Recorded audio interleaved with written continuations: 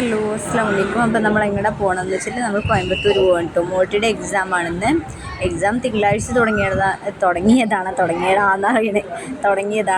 അപ്പം 2 ദിവസം കഴിഞ്ഞു. ഇന്നിപ്പോൾ 3ാമത്തെ എക്സാമാണ്. അപ്പം ഞങ്ങളും കൂടെ കൂടിക്കണം കേട്ടോ.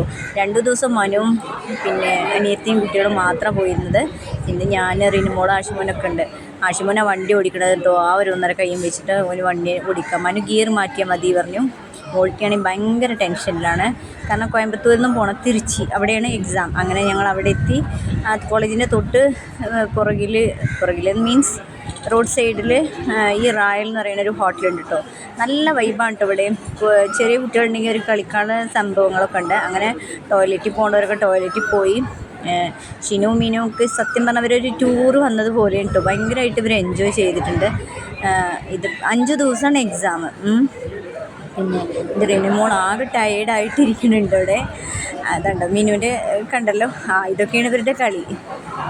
ഫൗസിയ അതിനനുസരിച്ചിട്ട് അനിയത്തി. ഞാനും തന്നെ ഈ പുല്ലും പൂക്കളൊക്കെ കണ്ടപ്പോഴേ ഒരു നോസ്റ്റാൾജിക് ഫീലിങ്സ് എനിക്കും. ഞാനും ഒന്ന് വട്ടം കറങ്ങി ഞാനും. പിന്നെ ഇവിടെ ഒരു ഹട്ടാണ് കേട്ടോ. അങ്ങനെ ഞങ്ങളെടുത്തത് ഈ ഒരു ഹട്ടാണ്. ഓരോ ഹട്ടാണ് കേട്ടോ പിന്നെ ഇവിടെ വരുന്നവർക്ക്. അങ്ങനെ ഞങ്ങളിവിടെ ഓർഡർ പറഞ്ഞത് എന്താണെന്ന് വെച്ചാൽ ഇവിടുത്തെ സ്പെഷ്യലാണ് നാട്ടുകോഴി ബിരിയാണി. അവരങ്ങനെയല്ലേ, തമിഴന്മാരങ്ങനെയല്ലേ പറയുക, കോഴി എന്നല്ലേ പറയുക. അങ്ങനെ ഞങ്ങൾ നാട്ടുകോഴി ബിരിയാണി ഓർഡർ പറഞ്ഞു. അത് വന്നു. പിന്നെ പെപ്സി പറഞ്ഞു. അപ്പോൾ 2 പെപ്സിയാണ്. എനിക്കാണെങ്കിൽ പെപ്സി അത്ര ഇഷ്ടമില്ല. പെപ്സിനേക്കാളും എനിക്കിഷ്ടം 7up ആണ് കേട്ടോ. ബിരിയാണിക്ക് കണ്ടോ അവിടുത്തെ ഒരു കറിയുണ്ട്, കായച്ചാറും ഉണ്ട്, പിന്നെ സാലഡും ഉണ്ട്. അങ്ങനെ ഞങ്ങളിതാ അതൊക്കെ കഴിച്ച് അടിപൊളി കിട്ടോ.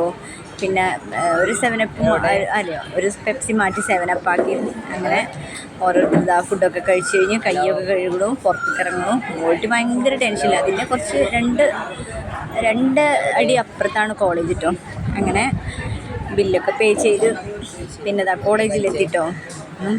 എന്താ കോളേജ്, ഞാൻ കോളേജിൽ പോയിട്ടില്ല. ശരി, ഇങ്ങനെ കോളേജിൽ എന്താ പറയുക, കോളേജ് ലൈഫൊക്കെ ഇങ്ങനെ കണ്ട് ഞാൻ ആസ്വദിക്കുന്നുണ്ട്. എന്തായാലും സൂപ്പറാണ് കേട്ടോ.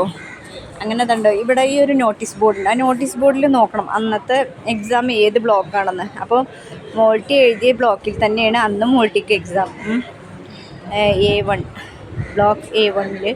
അങ്ങനെ മോൾട്ടിയുടെ കൂടെ ഉള്ളവർക്കൊക്കെ മാറ്റമുണ്ട്.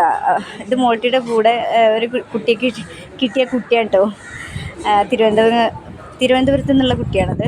അങ്ങനെ അവളൊക്കെ ടാറ്റ ബൈ ബൈ പറഞ്ഞു. മോൾട്ടി ഓളുടെ ക്ലാസ്സിലും കയറി. ഇതാണ് മോൾട്ടിയുടെ എക്സാം എഴുതാൻ ക്ലാസ്. അപ്പോൾ ഓൾ ദ ബെസ്റ്റ് പറഞ്ഞു. മോൾട്ടി എക്സാം എഴുതാൻ പോയി. അങ്ങനെ ഞങ്ങൾ എന്നാൽ പിന്നെ 5 മണി വരെ ഉണ്ട് കേട്ടോ എക്സാം. 2 മണിക്ക് തുടങ്ങിയാൽ 5 മണിക്ക് കഴിയുള്ളൂ കേട്ടോ. അപ്പോൾ ഞങ്ങളൊന്ന് കറങ്ങിയിട്ട് വരാം. Tata bye bye.